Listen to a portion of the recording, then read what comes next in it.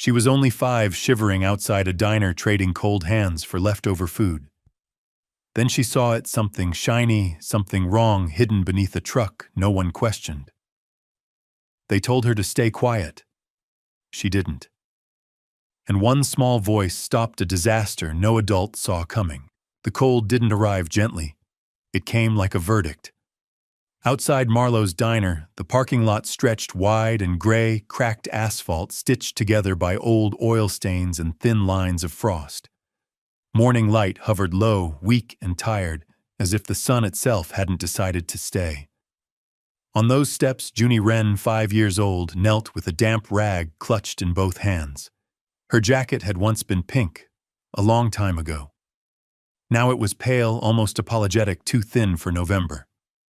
The sleeves slipped back as she scrubbed, exposing wrists already red from the cold. Each breath left her mouth in small white clouds that vanished before she could watch them fade. Inside, the diner forks scraped plates. Coffee poured. Voices laughed, argued, lived. Out here, Junie existed in the quiet gap between engines warming up and doors not opening for her. She wiped carefully, as if the concrete mattered, as if cleaning it might earn her place in the world for another morning. This wasn't called a job. It wasn't called charity either. It was just an understanding. If Junie helped before the rush, Tessa Lane, the waitress with tired eyes and kind hands, might forget a half stack of pancakes on a plate. Maybe a paper cup of hot chocolate still warm if Junie was lucky. Junie counted to keep the hunger quiet. 1, 2, wipe. 3, 4, wipe. Numbers were kind. Numbers didn't ask questions. Numbers didn't look at her and wonder why a child was outside in the cold. Across the lot, rows of white trucks slept beneath the pale sky, tall as houses, silent and heavy. On their doors, steel blue letters spelled something Junie couldn't fully read, yet North Line Freight. She didn't know the words, but she knew the feeling. Movement. Distance. The idea that somewhere else might be warmer. Inside Marlowe's diner, Graham Cole, 38, sat at the counter, scrolling through his phone like it was keeping his pulse alive. Freight volume, insurance premiums, compliance alerts, safety updates for shipments most people never thought about until they exploded onto the news. His coffee cooled beside him, forgotten. Graham lived in numbers. Numbers were predictable. Numbers didn't surprise you in parking lots. When he stepped outside, coat button tight, phone still in hand, the cold barely touched him. His shoes stayed clean where everyone else's boots carried dust and salt. He paused at the top of the steps, scanning the lot with a practiced eye. Trucks, drivers, security booth glowing faintly at the fence. Everything looked normal. Then he looked down. Right at his feet, a little girl scrubbed the steps with total focus, like her life depended on getting the stain out. Her hair, honey blonde stubborn, escaped from beneath a knitted hat that had survived too many winters. For a brief moment, their eyes met. His were sharp, trained to catch errors in columns of data. Hers were wide and serious, pretending not to be tired. Junie gave him a small smile. Not hopeful, not demanding, just polite, practiced. From inside the diner, Tessa caught Graham's glance and tilted her head slightly. She's okay. Let her be. Graham nodded once. He wasn't unkind. He was simply busy in the way people become when they forget to measure life in anything smaller than deadlines. Junie finished the last step and stood hugging her arms around herself for half a second before the cold found her again. She hopped down to the asphalt. Her eyes drifted back to the trucks, especially one, the cleanest one. The one Tessa had whispered belonged to the boss. Junie stopped at the yellow line she had promised never to cross. From there, she counted trucks the way some kids counted sheep. 1, 2, 3. The trailers settled into place with soft, metallic groans. Engines hummed low, steady, comforting in their own way. Junie liked that sound. It felt like the world breathing. Near the back of the lot, one truck stood out. Fresh paint, clean logo, the boss's truck. Junie watched it the way you watch something important without knowing why. Then movement. Near the fence, where the light didn't quite reach, a tall figure crouched beside one of the trucks. No bright vest, no company cap, just a gray coat and shoulders bent low. Junie squinted. Something in the man's hand caught the light. A flash, quick, sharp wrong. Not the friendly shine of keys or coins.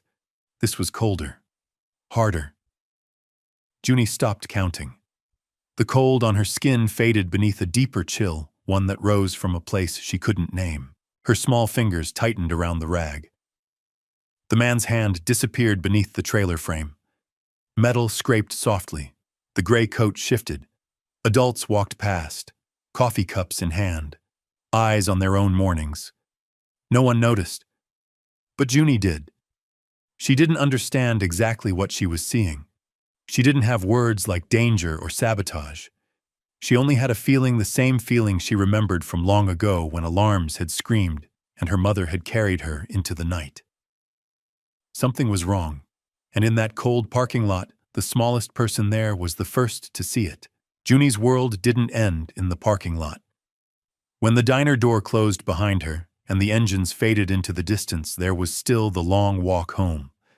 Past shuttered storefronts, past chain-link fences that rattled in the wind like something trying to escape, past places that looked forgotten because they were. The Blue Lantern Motor Lodge sat at the edge of town, paint-peeling porch lights flickering like they were tired of pretending. People came and went, dragging suitcases with broken wheels. Some stayed a night, some stayed months. Junie and her mother stayed long enough to memorize every sound. Room 12 smelled like thin walls, old carpet, and heat that worked only when it felt generous. 2 narrow beds filled most of the space. The blankets were the color of exhaustion. The heater coughed like an old dog stopping and starting through the night. That evening, Marisol Wren, 29, sat on the bed counting coins. Her fingers moved quickly, stacking, unstacking lips, whispering numbers she hoped would change if she counted them again.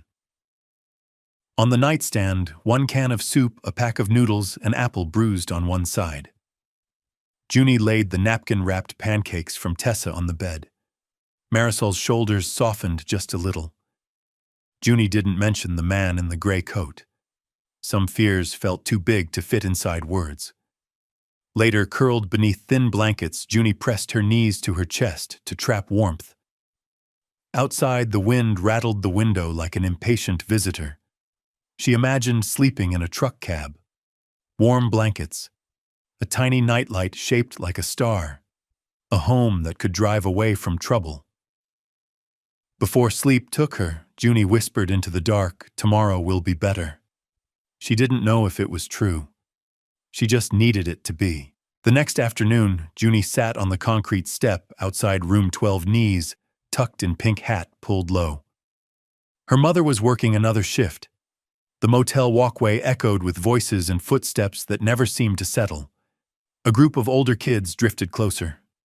They had newer shoes, thicker jackets, the restless boredom of kids who learned early that power came from making someone else smaller. One boy spotted Junie's hat. He snatched it off her head and laughed. Cold air slapped Junie's ears instantly. She gasped and reached up, fingers barely brushing fabric as he held it just out of reach. Another kid laughed, then another. They tossed the hat between them like a game. "Please," Junie said quietly. "It hurts my ears." The laughter sharpened. When the hat finally hit the ground, Junie ran and grabbed it, brushing off gravel with the sleeve of her jacket. Her eyes burned, but she didn't let the tears fall. Crying didn't bring things back. She hugged the hat to her chest and whispered to it, the way she sometimes whispered to herself. "It's okay. We're okay."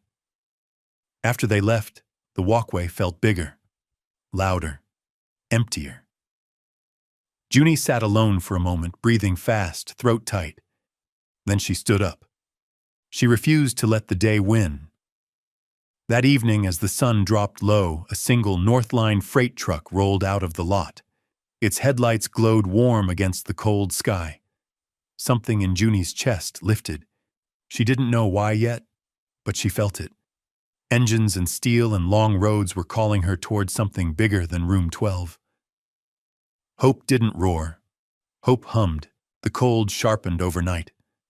By morning, it cut through every layer Junie owned.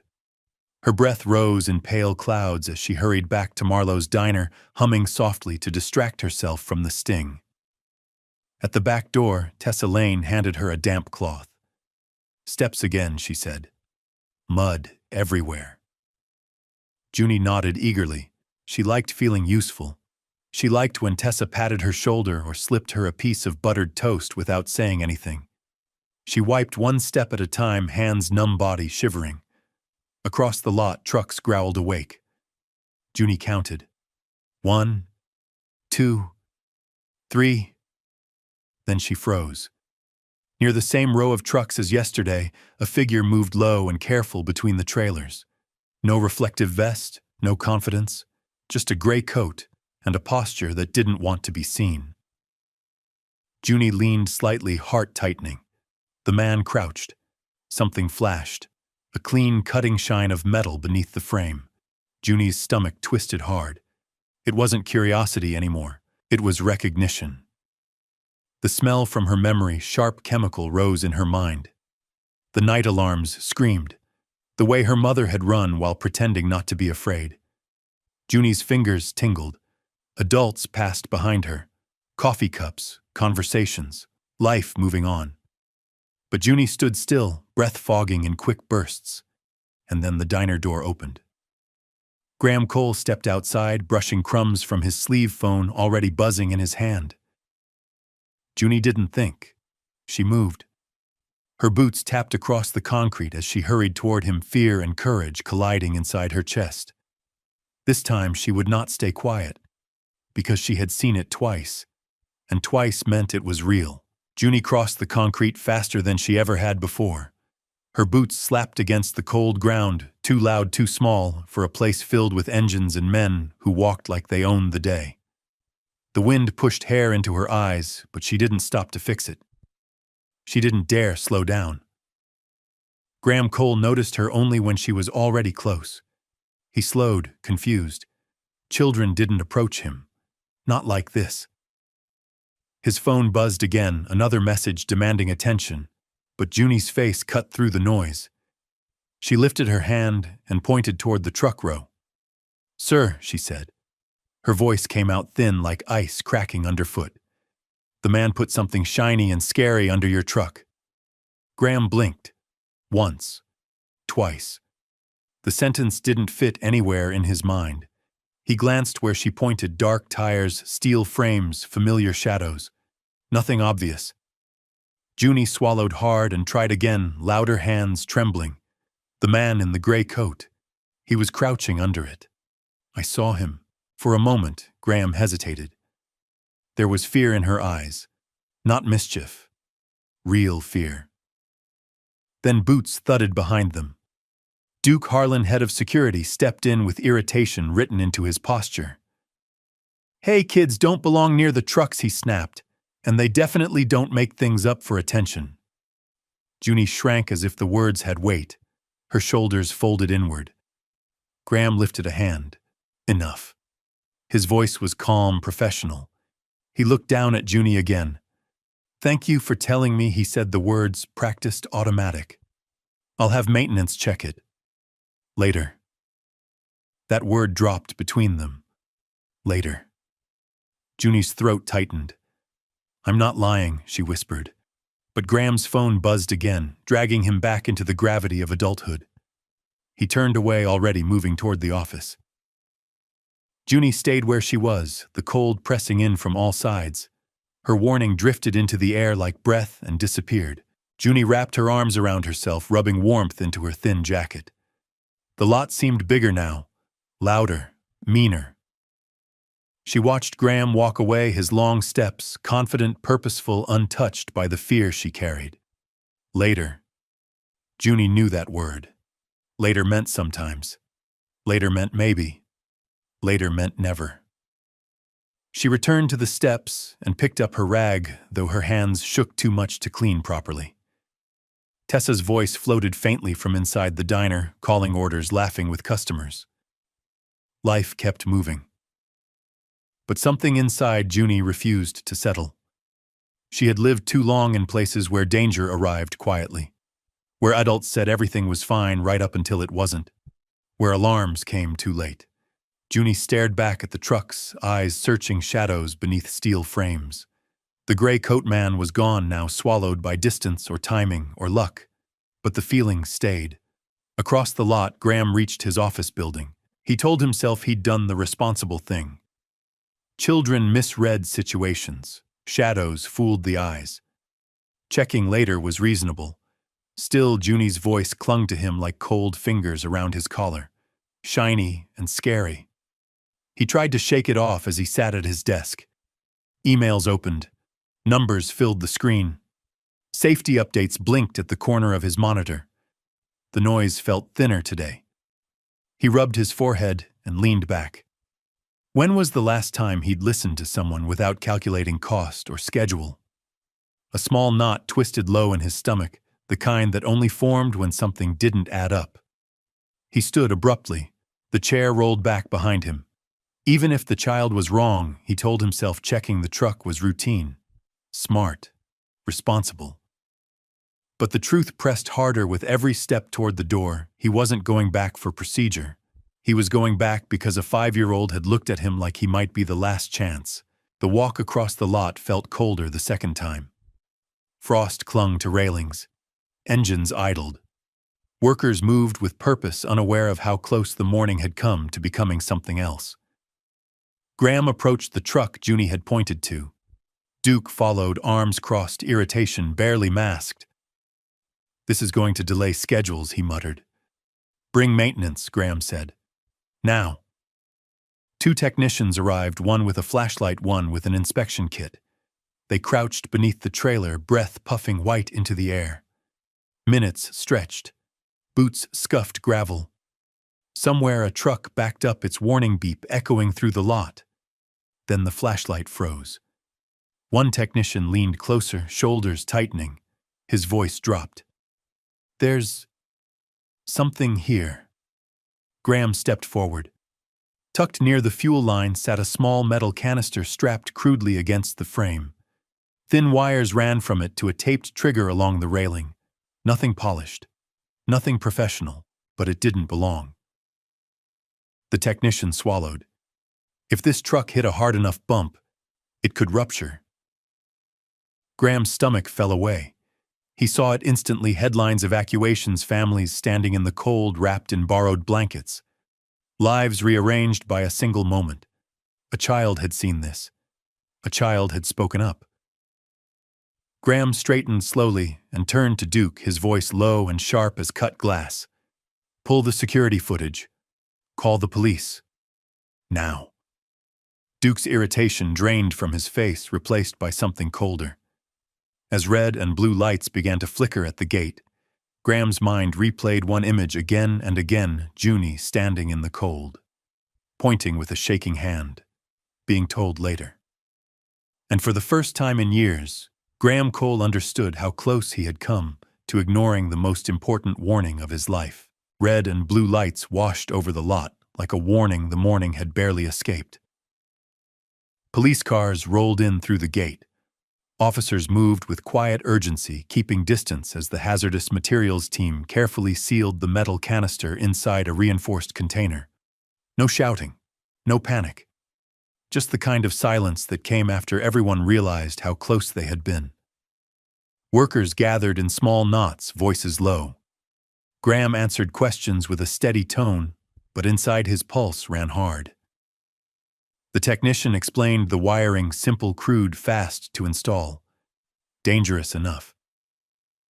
Then an officer approached with a tablet. "Security footage from last night," he said. The screen flickered to grainy black and white.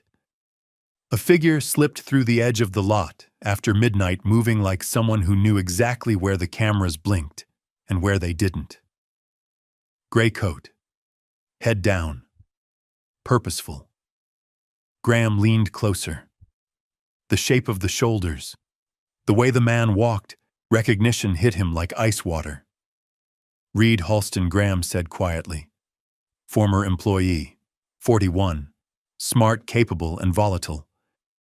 The termination meeting replayed in Graham's mind, raised voices, accusations, Reed insisting safety violations weren't his fault. The way he'd stormed out promising the company would regret it. Graham had filed it away as anger. Noise. The officer nodded. We'll put out an alert immediately. As they spoke, Graham's gaze drifted back toward the diner, toward the steps, toward where Junie stood every morning, too small for this world, and somehow sharper than all of them.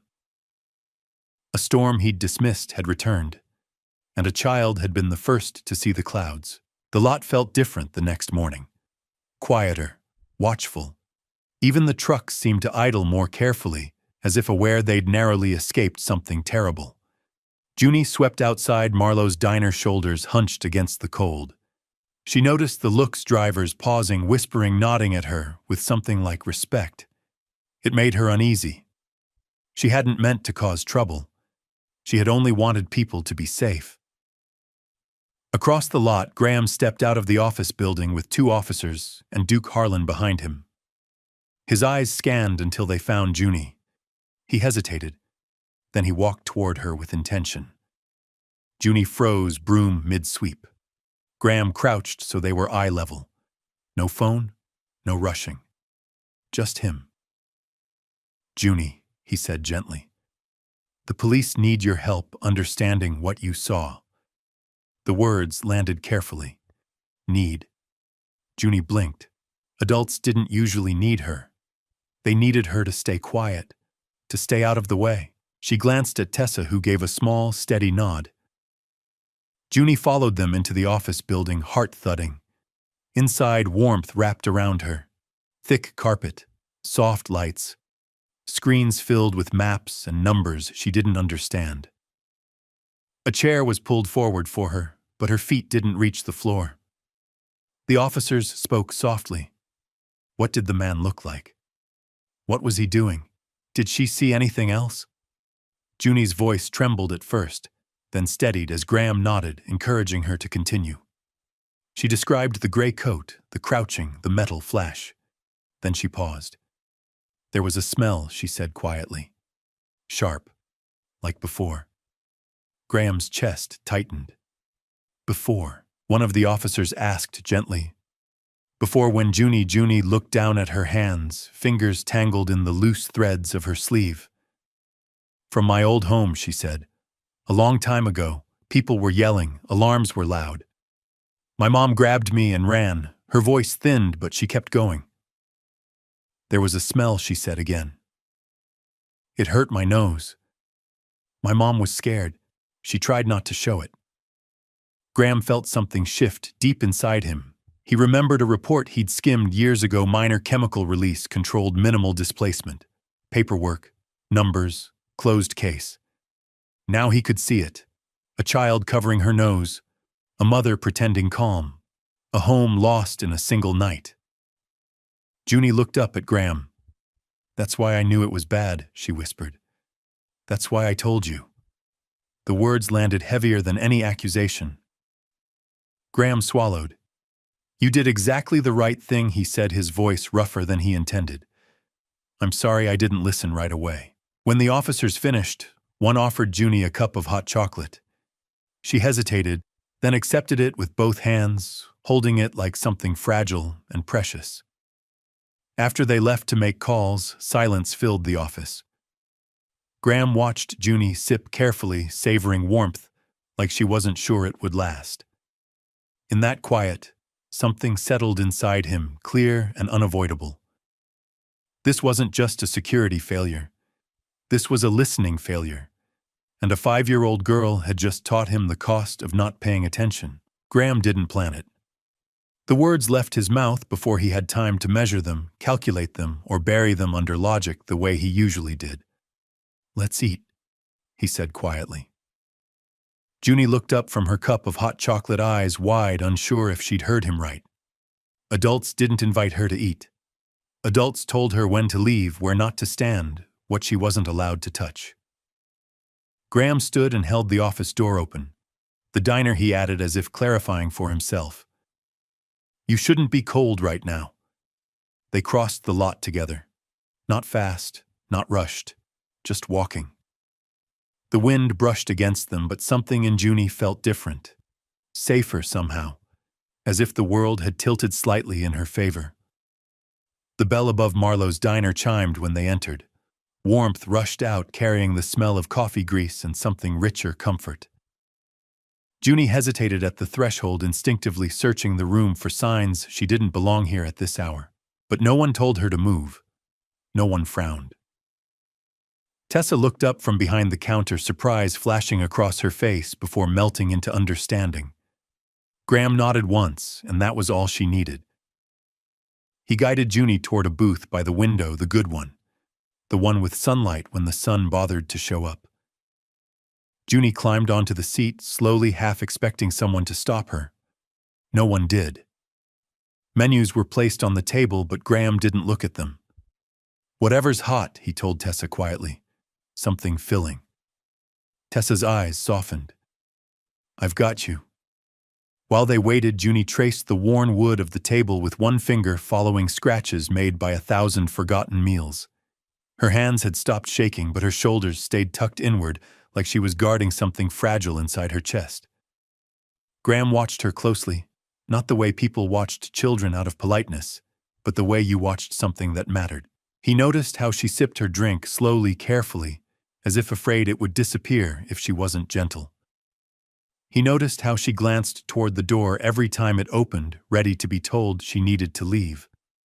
When the soup arrived, steam curled upward in soft white ribbons. Junie froze. She stared at the bowl like it was something unreal. Like a trick. Go on, Graham said softly. She lifted the spoon with both hands and took a careful bite. Her eyes closed. Just for a second. Warmth spread across her face, across her shoulders, down into places that had been cold for far too long.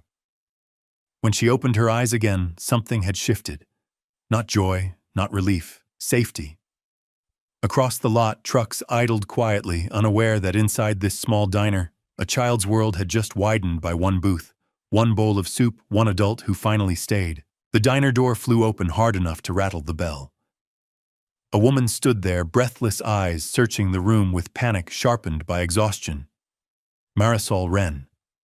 Her hair was pulled back hastily, strands escaping around her face. The faint scent of detergent clung to her clothes, and her hands trembled, as if they hadn't yet learned that this moment was safe. Her gaze locked onto Junie. Relief hit her so hard, she had to grab the back of a chair to stay upright. Junie slid out of the booth and ran to her. Marisol dropped to her knees, instantly pulling her daughter close, pressing her cheek to Junie's hair like she needed proof that she was real, that she was here. I'm sorry, Marisol said breathlessly, words tumbling over each other. Linda called. She said there were police. I thought you didn't do anything wrong, Graham said gently. Marisol looked up at him, then truly seeing him for the first time. Confusion crossed her face, followed by something closer to fear. People like him didn't usually stand in diners explaining things to women like her. Graham didn't rush. He explained slowly about Junie noticing something dangerous, about her speaking up, about how close the morning had come to disaster. She was brave, he said. Braver than any adult in that lot. Marisol's eyes filled. Not loudly, not dramatically, just quiet tears that fell when someone finally said out loud what she had always known. She pressed her forehead to Junie's. You did good, she whispered. You did so good. They sat together in the booth after that, Junie tucked between them. Marisol ate slowly, hands still shaking as she shared pieces of their life without meaning to. Room 12. The heater that quit when it got too cold. Shifts that never lined up. Rent that always came too fast. She didn't complain. She just stated facts the way people do when they've stopped believing anyone can fix them. Graham listened. Each word carved into him deeper than any meeting ever had. He thought of the reports he approved, the insurance language, the phrase minimal displacement. Minimal. There was nothing minimal about this. There was nothing minimal about a child learning to recognize danger by smell, about a mother measuring groceries in coins, about a life balanced constantly on the edge of falling. When the bowls were empty, Graham realized something quietly terrifying. This wasn't charity. This was responsibility. And he had been late to it. The story moved fast after that. Too fast. By the next morning, whispers circled the diner like steam from fresh coffee. Drivers talked in low voices. A local radio station mentioned an attempted act of sabotage. Reporters lingered at the edge of the lot, pretending they just wanted breakfast. Junie felt the attention before she understood it. She kept close to Tessa, wiping counters with nervous hands, her eyes flicking toward the window again and again. Being seen felt heavier than being ignored. Then the black SUV arrived. The woman who stepped out wore confidence like armor. Sloane Ketter, Northline's PR director, heels sharp against concrete folder tucked beneath her arm. She spoke with Graham near the security booth, gesturing toward the diner, toward the trucks, toward Junie.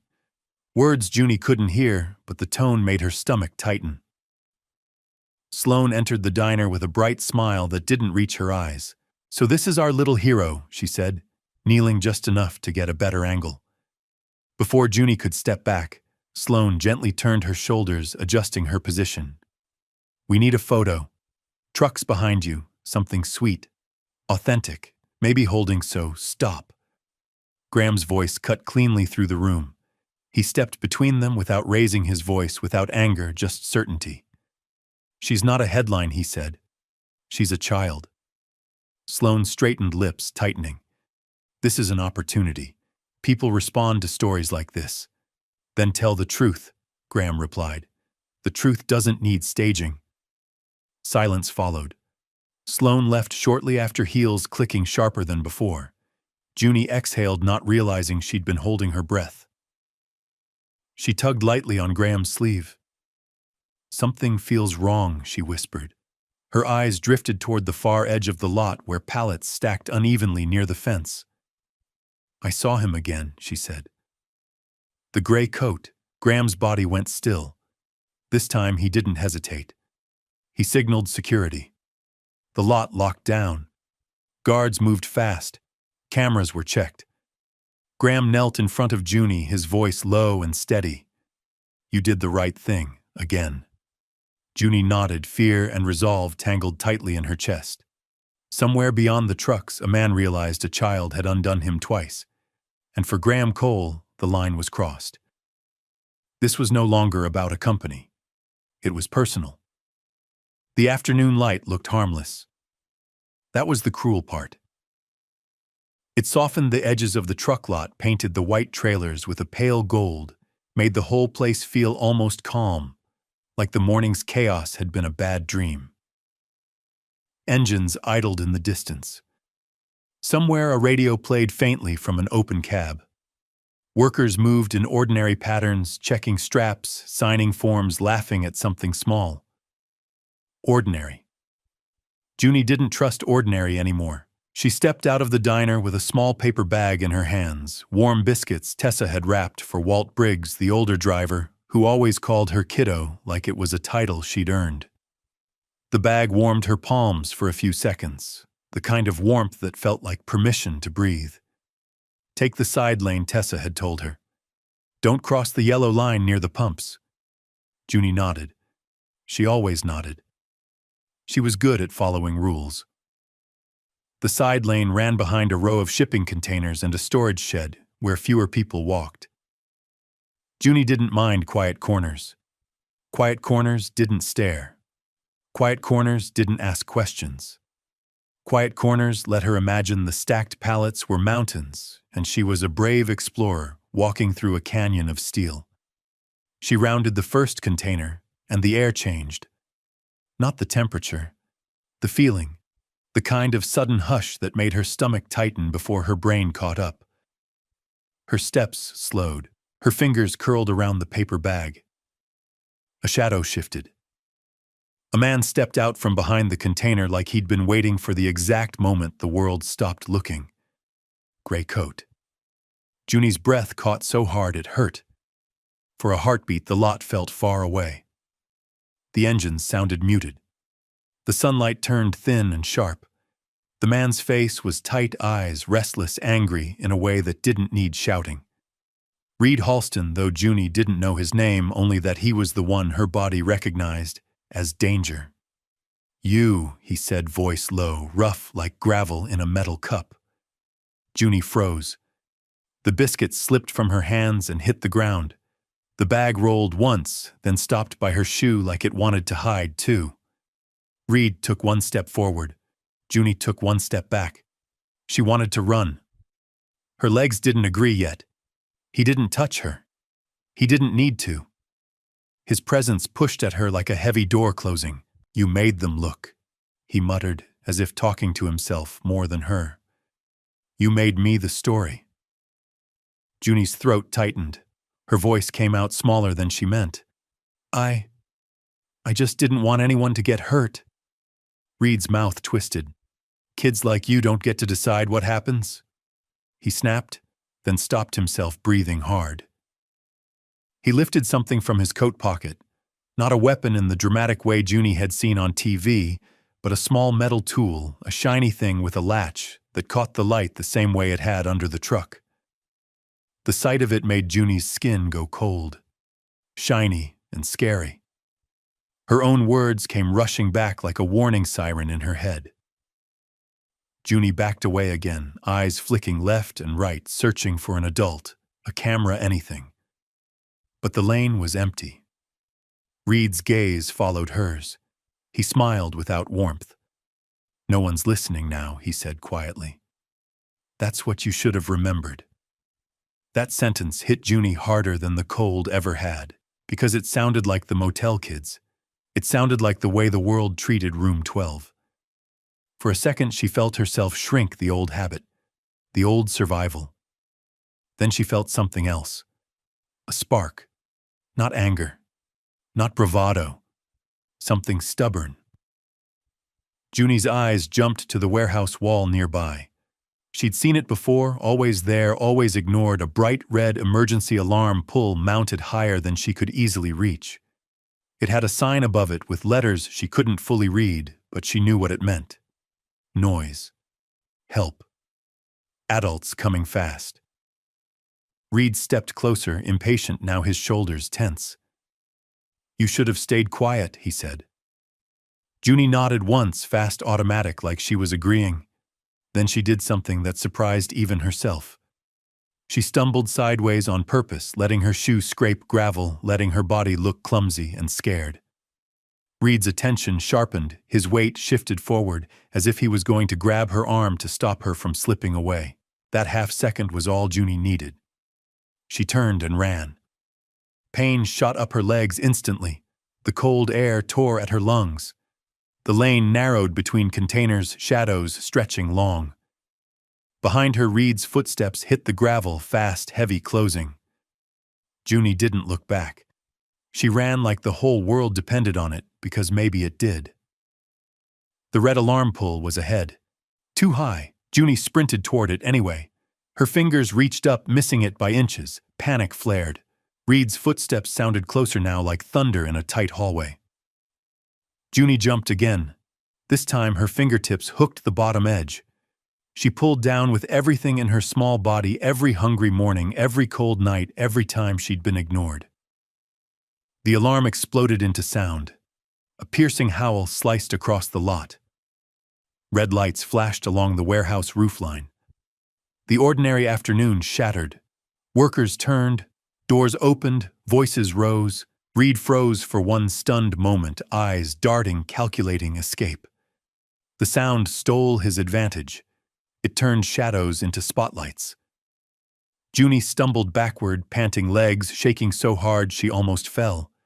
But she stayed upright, because the sound meant she wasn't alone anymore. From the main lot, running footsteps approached security workers, someone shouting for everyone to move back. And cutting through it all, Junie saw one figure sprinting harder than the rest, Graham Cole. His coat flared behind him like a dark banner as he ran, eyes locked on her face, stripped of the usual calm. In that moment, Junie understood something she'd never been sure was real. Someone was coming for her. Not later. Now. The alarm did not fade. It tore through the truck lot in violent waves of sound, bouncing off steel walls and trailer doors, shaking the ordinary out of the afternoon. Red lights pulsed along the warehouse roofline like a heartbeat gone wild. Radios crackled, men shouted, doors slammed open. Junie stood frozen where she had landed, breath ripping in and out of her chest, legs trembling as if they might give way.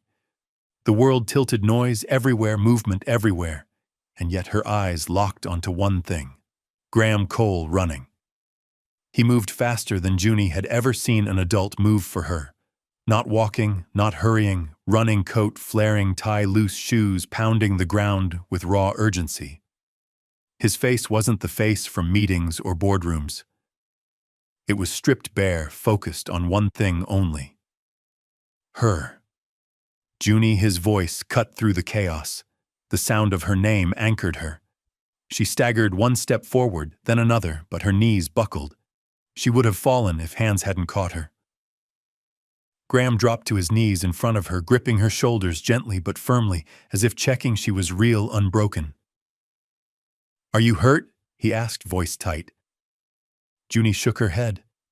Her mouth opened, but no sound came out. Her fingers clutched his sleeve like it was the only solid thing left in the world. Behind them, Reed Halston reacted too late. The moment the alarm screamed, his advantage evaporated. Security guards poured in from both ends of the lane. Duke Harlan shouted orders, his voice sharp, cutting through confusion. "Hands where we can see them." Reed backed away, eyes wild, calculating. For a heartbeat, it looked like he might try to run again, but there was nowhere left to go. The flashing lights exposed every shadow. The noise drew every witness. He turned, then stopped cold, as two guards blocked the exit. The confrontation was fast, controlled, final. Reed was restrained, the small metal tool taken from him, and sealed away without spectacle. Police officers already responding to the alarm, and earlier alert arrived within minutes, sirens adding another layer to the soundscape. Junie watched from Graham's arms, her face pressed against his coat. She didn't see details. She didn't need to. She felt the shift. The danger had lost its teeth. Graham wrapped his coat around her shoulders instinctively, creating a barrier between her and the rest of the world.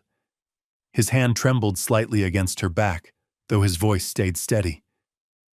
"You did exactly what you were supposed to do," he murmured near her ear. "You're safe. I've got you." Junie's breath hitched.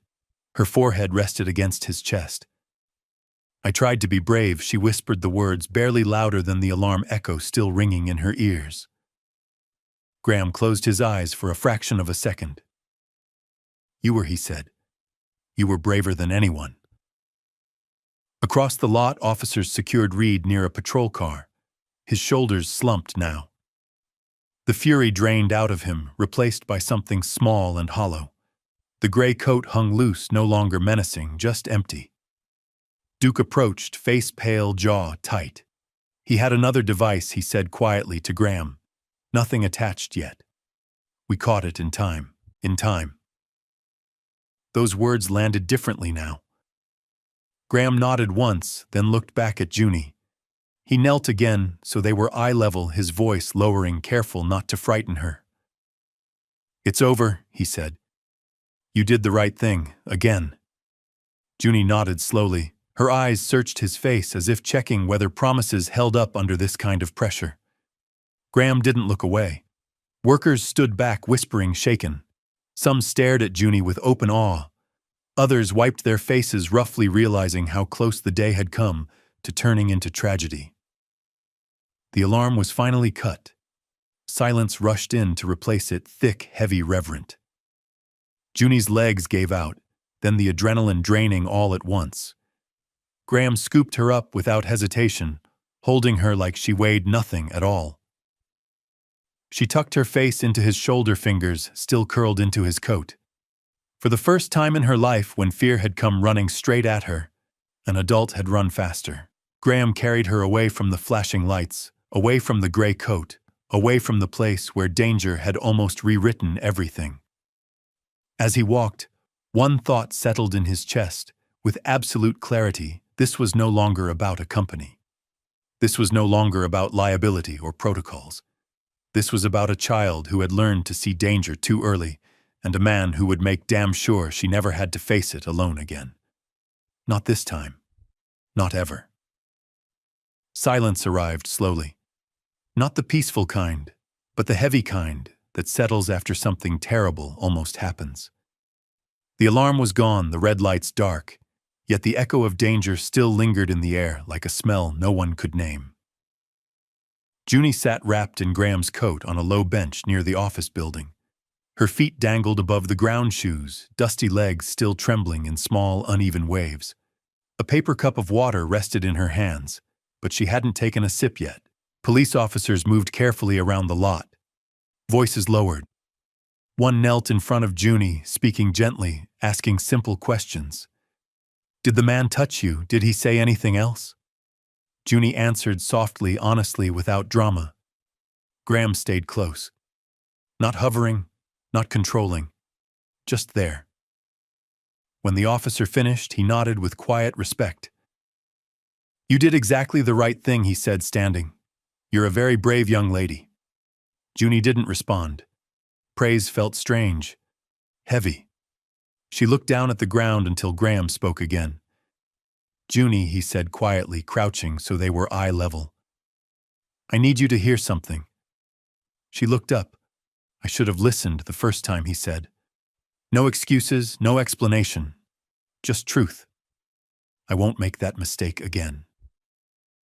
Junie studied his face the way children do when they're deciding whether to believe an adult. Her eyes searched for cracks, for weakness, for the place where promises usually break. She nodded once, not because she fully trusted him, but because she wanted to. Across the lot, Reed Halston was led into a patrol car. The gray coat disappeared behind a closing door. The sound of the engine starting felt like punctuation. This chapter was over. Graham watched the car drive away, then turned back to Junie. His voice softened further. "Your mom is on her way," he said. "She'll be here any minute." Junie's fingers tightened in the sleeve of his coat. "I don't want to go back to the motel tonight," she whispered. The words cut deeper than any alarm. Graham didn't hesitate. "You won't," he said. "Not tonight." He stood, offering his hand, not pulling, not insisting. Junie took it after a second, her small fingers disappearing inside his. As they walked toward the office, Graham felt something he hadn't allowed himself in years. Responsibility not as a role, but as a bond. This wasn't about gratitude. This wasn't about saving face.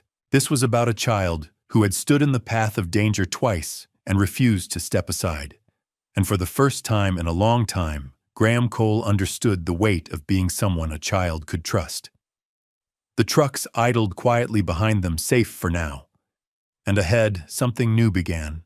Not loud, not dramatic, but real. The days after Reed Halston's arrest unfolded quietly, the way healing often does. There were no sirens, no shouting, just meetings, phone calls, signatures, actions that looked small from the outside, but carried weight beneath them. Graham spent hours with inspectors, city officials, and safety teams reviewing protocols that should have been enough before. They weren't anymore. New lighting went up along the back lanes. Cameras were repositioned. Emergency alarms were tested twice a day. Every truck was inspected before departure, no exceptions. Someone asked if it was excessive. Graham answered simply, "It's necessary." Across town, Junie woke up in a place that didn't hum or flicker. For the first time in months, she slept in a bed where the heater didn't quit halfway through the night. The walls didn't feel like they might disappear. A small temporary apartment arranged quietly through a community fund held warmth in its corners. Junie pressed her hands to the window in the morning and watched sunlight sit there without being chased away by cold. Her mother Marisol stood in the kitchen, holding a cup of coffee she hadn't rushed through. The job Graham had offered was real, steady hours health coverage, a schedule that let her come home before midnight. Marisol cried once alone in the bathroom. Then she wiped her face and went to work. At Marlowe's diner, things shifted too. Drivers who had once barely noticed Junie now nodded when they saw her. Walt Briggs left a pair of knitted gloves on the counter with a note that said, "For cold mornings." Tessa slipped Junie a box of crayons and told her the back of receipts made good drawing paper. Junie didn't say much. She drew instead. Trucks with big wheels, a red alarm pull, a man running. One afternoon, Duke Harlan approached her posture, stiff words, awkward. "I was wrong," he said. "I should have listened." Junie looked at him, then handed him a cookie Tessa had given her. Duke blinked, surprised, and nodded like he'd been given something important. And sometimes, usually, in the quiet parts of the day, Junie felt Graham's presence before she saw him. He didn't make speeches. He didn't hover. He just checked in. "Warm enough? Did you eat?" The questions were small. The answers were changing everything. The morning of the ceremony arrived quietly. No harsh wind, no biting cold. Just a pale sun rising over the rows of trucks, turning white steel into soft gold. It felt as if the town itself had decided to breathe easier. Chairs were set up near the main warehouse, nothing fancy. Folding metal arranged in careful lines. A small platform stood at the front, draped in a simple blue cloth. Workers gathered in heavy coats. Drivers in worn boots. Office staff who rarely stepped outside during the day. They stood together without needing instructions. Junie arrived holding her mother's hand. She wore a new coat, thick, warm, the right size for once. Her pink hat had been washed and mended, loose yarn stitched carefully back into place. She clutched her mother's fingers, eyes wide, unsure why so many people were here. Graham stood near the platform, straightening his tie more than necessary. He had spoken in boardrooms and conferences, but this made his chest tight in a way numbers never had. When he began to speak, his voice was steady but stripped of polish. He didn't talk about profit or reputation. He talked about responsibility, about how close they had come to losing something precious, about how safety wasn't paperwork, it was people.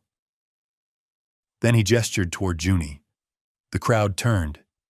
Junie felt the weight of their attention and shrank half a step closer to her mother. Graham knelt slightly, bringing himself lower, making space. "This," he said, "is what courage looks like." No applause followed. Not yet.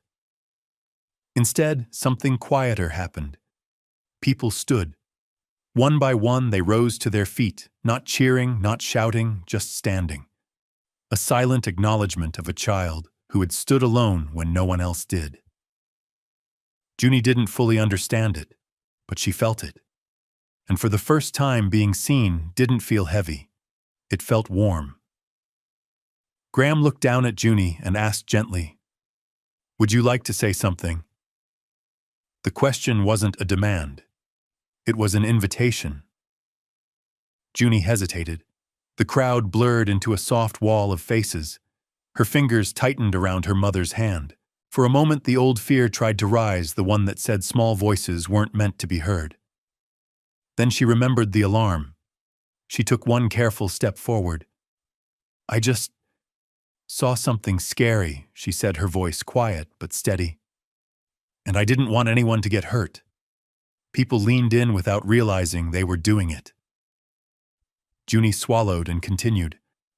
"I hope the trucks always carry good things, food, warm clothes, toys, not scary things." Her words drifted across the lot like something fragile and true. Silence followed, not empty, but full. Then Walt Briggs stepped forward and placed a small blue toy truck in her hands, its silver stripes catching the light. Junie hugged it to her chest, eyes shining.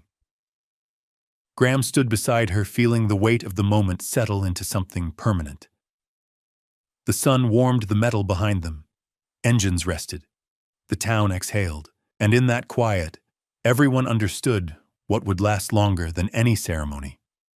That even the smallest voice, when it chooses to speak, can change everything. Did this story touch your heart? Let us know how you felt. Rate it from 1 to 10 in the comments below. If it moved you, please like, share, and subscribe to support the channel. Don't forget to tap the bell so you never miss our next heartfelt story. Click the end screen to watch more emotional journeys. See you in the next one.